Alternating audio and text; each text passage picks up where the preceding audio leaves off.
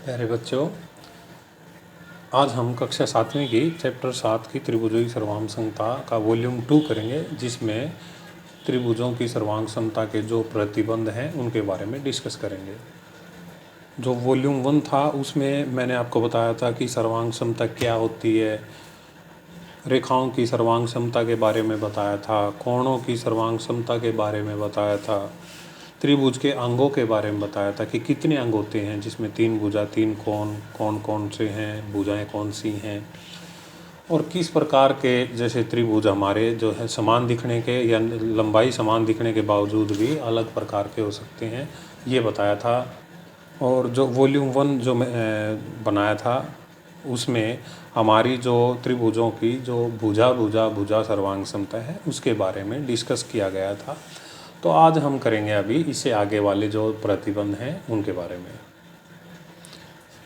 सर्वांग समता के लिए समझने के लिए आप ये एक एक्सरसाइज है कक्षा 7वीं की जो NCERT की बुक है 7.1, ये आप जो एक्सरसाइज सोल्व कर सकते हैं। यहाँ पर मैं डिस्कस कर देता हूँ थोड़ा। दो रेखाखंड सर्वांगसम होते हैं यदि उनकी लंबाई समान हो। दो सर्वांगसम कोणों में से एक की माप 70 डिग्री है तो दूसरे कोण की माप कितनी होगी? क्योंकि कोण सर्वांगसम होंगे तो यानी उनका माप भी समान होगा। अतः ये 70 डिग्री है एक कोण, तो दूसरे कोण का माप भी 70 डिग्री होगा। जब हम कोण A बराबर है कोण B लिखते हैं तो हमारा वास्तव में अर्थ होता है कि कोण A का जो माप है वो कोण B के समान होगा। यानी जब हम कोण A बराबर कोण B लिखते हैं तो इसका मतलब कोण A का मान जो B होगा वो कोण B के समान होगा। यानी ये 70 डिग्री का होगा तो ये भी 70 का है, ये 100 डिग्री का है तो ये भी 100 डिग्री का है। इस तरह से अन्य उदाहरण भी आप ले सकते हो। प्रश्न नंबर 2 है, वास्तविक जीवन से संबंधित सर्वांगसम आकारों के कोई दो उदाहरण दीजिए। तो आप कोई भी उदाहरण जो बिल्कुल समान आकार के और समान दिखने वाले हैं उनके बारे में आप यहाँ पर उदाहरण दे सकते हैं। जैसे कि मैंने उदाहरण दिया था कि दो एक ही कंपनी के ब्लेड होंगे तो वो सर्वांगसम होंगे, क्योंकि एक दूसरे के ऊपर रखेंगे तो पूरा पूरा उसको ढक लेगा। जैसे कि एक ही कंपनी के दो बिस्कुट होंगे, एक ही कंपनी की दो, जैसे कोई भी दवाई का पैकेट है, जैसे कोई भी बोतल है, खांसी की दवाई का बोतल होती है, वो बिल्कुल एक जैसी होती हैं तो वो एक दूसरे की सर्वांगसम है। एक ही सब्जेक्ट की एक ही क्लास की जो पुस्तक होती है वो मान लिया हमारी NCERT ही है, तो मैं गणित की जो NCERT का जो ये हमारा फ्रंट पेज है ये सभी बुक्स का एक समान होगा, तो ये इसका मतलब जो ये पेज है जो एक बिल्कुल सर्वांगसम होगा प्रत्येक पुस्तक का। तो इस तरह से बहुत सारे उदाहरण अपनी तरफ से दी जा सकते हैं। प्रश्न नंबर 3 है, यदि सुमेलन ABC इस तरह से संगत होंगे FED के अंतर्गत त्रिभुज ABC सर्वांगसम है FED के, तो त्रिभुजों के सभी संगत सर्वांगसम भागों को लिखिए। तो यहाँ पर आप क्लियर देख सकते हो कि सबसे पहले जो शीर्ष A है तो इसमें शीर्ष F है, तो कोण A का शीर्ष कोण F है, जो कोण A बराबर है कोण F के बराबर हो जाएगा, कोण B जो है कोण E के बराबर हो जाएगा और कोण C बराबर है कोण D के। इस तरह से आप भुजाओं के बारे में बात करते हैं तो AB, यहाँ देखो कि पहले दो, यहाँ पर 3 अक्षर हैं ABC, पहले 2 अक्षर AB हैं तो यहाँ पे भी FE है, तो भुजा AB की संगत भुजा FE होएगी, BC की FED होएगी और AC की FD। इस तरह से तीनों भुजाएं जो हैं संगत भुजाओं का भी हम पता कर सकते हैं। प्रश्न नंबर 4, यदि त्रिभुज DEF सर्वांगसम BCA है तो त्रिभुज BCA के उन भागों को लिखिए जो निम्न के संगत हों। कोण E, यहाँ पर बीच में है E, तो कोण E का संगत कोण कौन सा होगा? कोण C। भुजा EF, ये भुजा का निशान है, भुजा EF यानी बाद वाले 2 अंक हैं, ये अक्षर हैं, तो ये बाद वाले 2 अक्षर ही लिखेंगे हम, भुजा CA। कोण F के बराबर है कोण A। इस प्रकार से जो DF है, DF फर्स्ट एंड लास्ट जो है अक्षर हैं, तो यहाँ पे फर्स्ट और लास्ट ही लेंगे, BA जो है भुजा BA। इस तरह से आपने देखा कि ये जो एक्सरसाइज 7.1 है इस तरह से हम समझ के हल कर सकते हैं। ये वीडियो जो मैंने पिछली बनाई थी उसमें इसको इन्हीं चीज़ों को अच्छे से समझाया था। वीडियो के इस वॉल्यूम में हम सीखेंगे भुजा कोण भुजा सर्वांग समता प्रतिबंध के बारे में।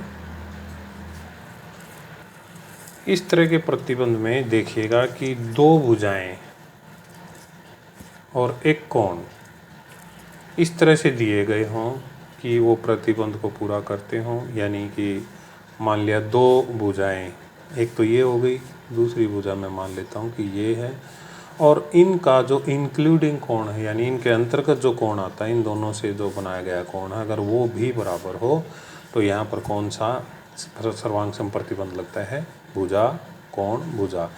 संगत भाग इस तरह से होने चाहिए कि दो भुजाएं जो हैं समान हो संगत, और उनके बीच का कोण जो है वो समान होना चाहिए। तो ये दोनों त्रिभुजें जो हैं, त्रिभुज ए बी सी, त्रिभुज एक्स वाई जेड, ये दोनों सर्वांग सम हो जाएंगी किस प्रतिबंध नियम के अनुसार? भुजा कोण भुजा सर्वांग समता प्रतिबंध के द्वारा।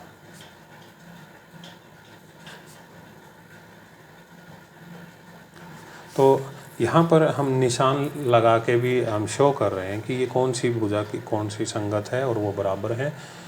लंबाई अगर दी गई है उसके आधार पर भी हम संगत भुजाओं का फैसला कर सकते हैं कि कौन सी भुजा किसके संगत है। जैसे कि उदाहरण देखिए, मैंने यहाँ समान आकार की दो त्रिभुज ली हैं, MNO त्रिभुज MNO और PQR। MN भुजा संगत है P या Q के, NO संगत है QR के, और MO संगत है PR के। लेकिन ये एक उदाहरण है, केवल चित्र है। अब अगर इन भुजाओं की लंबाई दी गई है तो भुजा कोण भुजा का उदाहरण किस तरह से प्रस्तुत कर सकते हैं, देखिएगा। मान लिया MN 2 सेंटीमीटर है, PQ भी 2 सेंटीमीटर है, NO 5 सेंटीमीटर है, QR भी 5 सेंटीमीटर है, और यहाँ पर जो इनके बीच का कोण दे दिया, मान लिया ये आपका 70 डिग्री है और ये भी 70 डिग्री यानी 70 डिग्री है। तो ये दोनों त्रिभुज जो हैं भुजा कोण भुजा, किस तरह से दो भुजाएं दी गई हैं और उनके बीच का कोण 70 डिग्री दिया गया है। तो यहाँ पर हमारा प्रतिबंध लग गया है भुजा कोण भुजा। अन्य उदाहरण देखिए, ये देखिए, बच्चे आमतौर पर ऐसे फिगर में जैसे उलझ जाते हैं और इसको सर्वांग सम मान बैठते हैं, क्योंकि देखिए 3.5 के संगत हो गया, 2 के 2 संगत हो गया, 30 के 2 30 संगत हो गया। नहीं जी, ये जो कोण हमारा ये संगत नहीं है, क्योंकि जब हम सीख रहे हैं कौन सा सर्वांग सम प्रतिबंध, भुजा कोण भुजा, दो भुजाएं और उनके बीच का कोण, तो बीच का कोण तो भैया ये है आपका, लेकिन आप एक इधर बता रहे हो जो 2 के संगत लग रहा है, और दूसरा में 30 जरूर है लेकिन वो 3.5 वाली संगत भुजा के साथ लग रहा है। तो ये दोनों सर्वांग सम प्रतिबंध के अंतर्गत नहीं आते, क्योंकि यहाँ पर भुजा कोण भुजा नहीं बन रहा है, भुजा भुजा कोण बन रहा है, जो कि हमारा सर्वांग सम प्रतिबंध होता ही नहीं। वैसे मैं आपको रफली बता देता हूँ कि हमारे केवल 4 तरह के प्रतिबंधात्मक वो होते हैं, सर्वांग सम प्रतिबंध होते हैं। भुजा भुजा भुजा, भुजा कोण भुजा यानी दो भुजाएं और उनके बीच का कोण, तीनों भुजाएं पहले वाले में थी, भुजा कोण भुजा, और तीसरा होता है कोण भुजा कोण, और इसी का हो सकता है कोण कोण भुजा। ये दोनों एक ही चीज़ हैं, इसमें कोई फ़र्क नहीं है। और लास्ट वाला होता है राइट हाइपोटेन्यूज साइड्स, इसमें ये एक राइट एंगल होता है यानी 90 डिग्री का कोण होना चाहिए दोनों त्रिभुज में, उनके जो हैं हाइपोटेन्यूज यानी कर्ण जो है उनके बराबर होने चाहिए, और कोई भी एक साइड, जो बची हुई 2 साइडें हैं उनमें बची हुई कोई एक साइड अगर संगत होके बराबर हो जाती है तो वो दोनों त्रिभुज RHS सर्वांग समता प्रतिबंध के द्वारा सर्वांग सम हो जाती हैं। तो इन चारों प्रतिबंध के अलावा कोई भी और प्रतिबंध नहीं होता, यानी अभी अभी जो हमने उदाहरण किया था भुजा भुजा कोण, वो ऐसा नहीं होता। इसमें देखिएगा आप भुजा भुजा कोण यानी 2 लगातार भुजाएं और उनका निकलने के उन दोनों से अलग कोई कोण अगर है तो वो कोई सर्वांग सम नहीं होता। आप देखिएगा चारों में ऐसा कोई नहीं है, 2 भुजाएं उनके बीच का कोण तो होता है लेकिन उनके बाहर का कोण नहीं हो सकता। तो दोबारा से उदाहरण देखेंगे समझने के लिए। ये उदाहरण देखिए, यहाँ पर एक भुजा है 3 सेंटीमीटर, यस इसमें भी है कि ये रही, इसमें है 3.5, इसमें भी यस 3.5 है, उनके बीच की जो दोनों के बीच का कोण 90 है, क्या इनमें भी दोनों के बीच में है? यस, यहाँ पर भी है, 90 डिग्री का है। तो यस, ये दोनों त्रिभुज जो हैं सर्वांगसम हो जाएंगे इनके, यानी अब प्रत्येक अंग जो है बराबर है, बचे हुए जो 3 अंग हैं वो भी बराबर हो जाएंगे। सर्वांग समता बताइए। ये एक पेज पर मैंने कुछ एक्सरसाइज तैयार की हैं, तो आप इनको देख के बड़ी अच्छी प्रैक्टिस कर सकते हो। आपको करना क्या है, यहाँ जैसे एक उदाहरण मैं दिखा रहा हूँ आपको करना क्या है, यहाँ पर सर्वांग समता पहचाननी है और संगत भागों को पहचानना है। जैसे ए बी बराबर है कौन सा, भुजा ए बी के बराबर क्या लिखोगे? Q R. और जो भुजा बी सी है उसको लिखोगे भुजा पी क्यू के बराबर। और जो कोण बी है वो लिखोगे कोण क्यू के बराबर। तो यहाँ पर आपने देखना है कि कौन सी सर्वांग समता प्रतिबंध लग रहा है। तो इसी में तो मैं आपको बता देता हूँ। यहाँ पर भुजा कोण भुजा यानी 2 भुजाएं दी गई और उनके बीच का कोण है, दोनों में ऐसा ही है। तो इसलिए यहाँ पर भुजा कोण भुजा सर्वांग समता प्रतिबंध लागू हुआ है। तो त्रिभुज ए बी सी सर्वांगसम होएगी। अब आप ध्यान से देखिएगा, यहाँ पर A B C P Q R के सर्वांगसम नहीं लिख सकते ए बी सी, क्योंकि पहले हमने जो एक सिंगल निशान वाली भुजा ली है, फिर 90 पे गए हैं, फिर 2 निशान वाली भुजा को कवर किया है ए बी सी। इस तरह से सिंगल वाली 90 पे, डबल वाली, इस तरह से क्यू आर क्यू पी लिखेंगे, यानी ऐसे लिखेंगे त्रिभुज ए बी सी सर्वांगसम होएगी त्रिभुज आर क्यू पी, क्योंकि संगत भागों को लिखना भी सिंबॉलिक फॉर्म यानी सांकेतिक रूप में बिल्कुल सही होना चाहिए। तो आप देखेंगे कि यहाँ पर हम इस तरह से 2 त्रिभुजों को सर्वांगसम दिखा सकते हैं यदि उनके कोई भी 3 भाग प्रतिबंध के अनुसार अगर संगत भाग एक दूसरे के समान हो तो दोनों त्रिभुज सर्वांगसम हो जाएंगी। इस तरह से यहाँ पर 7 उदाहरण मैंने लिए हैं, तो बाकी उदाहरण आप खुद करके देखिएगा। वीडियो पॉज करके आप हल कर सकते हो, उसके बाद वीडियो आप चला के उसे अगला उदाहरण दे सकते हो। जैसे कि देखिए यहाँ पे आप वीडियो पॉज कर लीजिए, क्वेश्चन नंबर जैसे 4-5 वीडियो पॉज कर लीजिए आप और उसके बाद देखिए, ठीक है।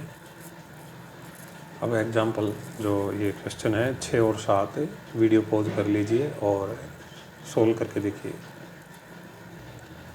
इनके उत्तर डिस्क्रिप्शन में बाद में मैं डाल दूंगा, आप प्लीज़ कंफर्म कर लीजिएगा सोल्व करने के बाद।